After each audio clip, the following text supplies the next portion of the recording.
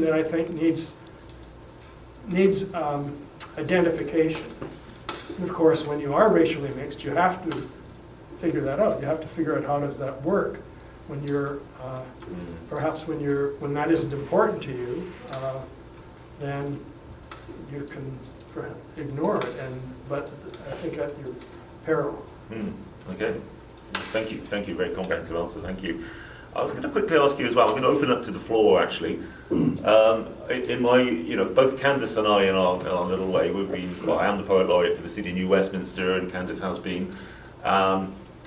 You were something Poet Laureate for Canada, basically, Parliamentary Poet Laureate. I was going to ask you about that experience. You mentioned in an email to me that politicians or bureaucrats were terrified of you, terrified of poetry. I kind of see that in a way, from my limited little way.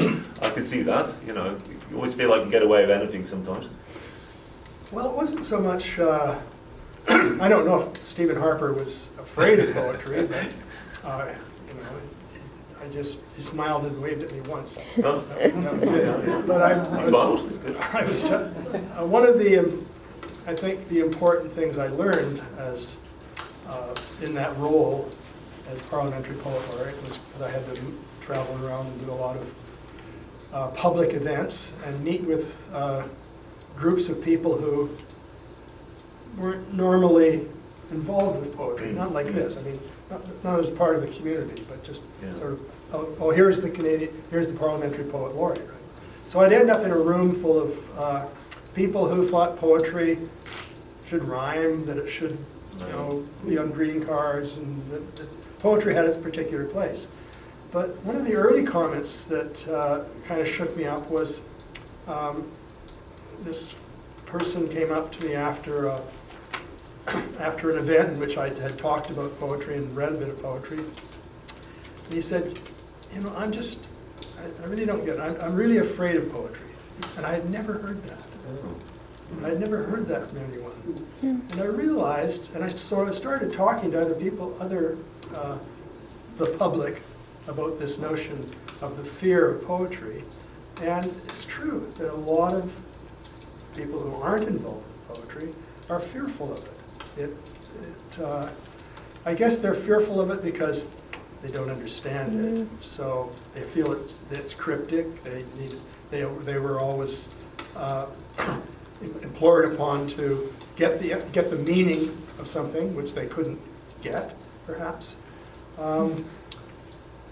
It's a question that still kind of rumbles around in my head when I'm away from poetry lovers. That poetry is something to be feared. Yeah, which is weird.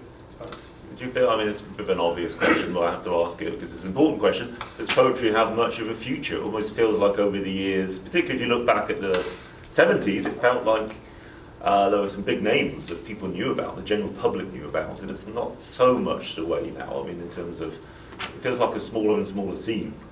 Would that be your perception? Do you think? Where do you see this poetry world of ours going? It's a difficult one. Huh? Poetry, whatever it is still language, and language doesn't seem to be disappearing, or even how we use language to not just to express ourselves, but to discover things about ourselves.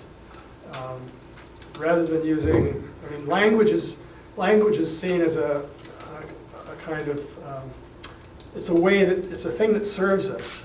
It allows us to communicate. It allows us to say things about the world, to inform, and so forth.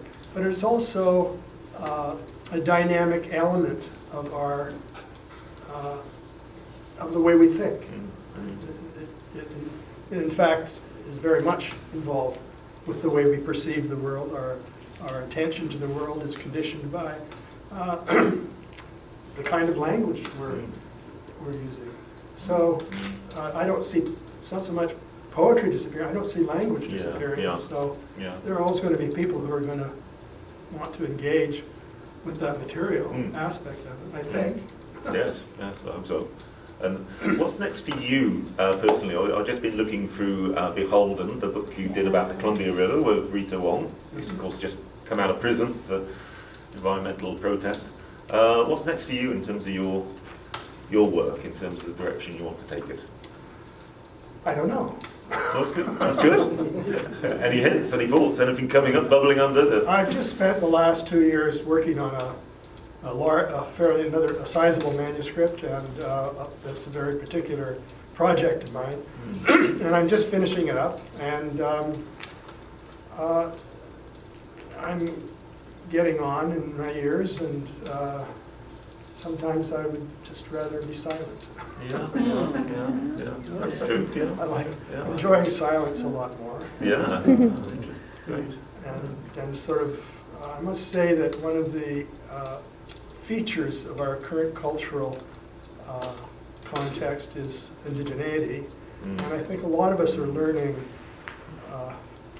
from that. One of the aspects of starting to hear Indigenous voices is that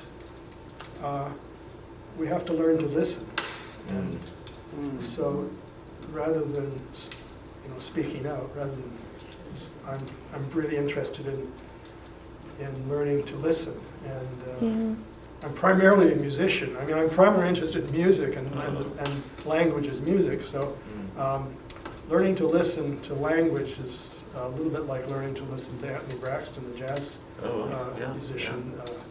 You have to kind of, how do you do that? So listening is what's next on my list. Well, great, thank you. And before we return you to that silence, anyone from the floor have any questions for Fred?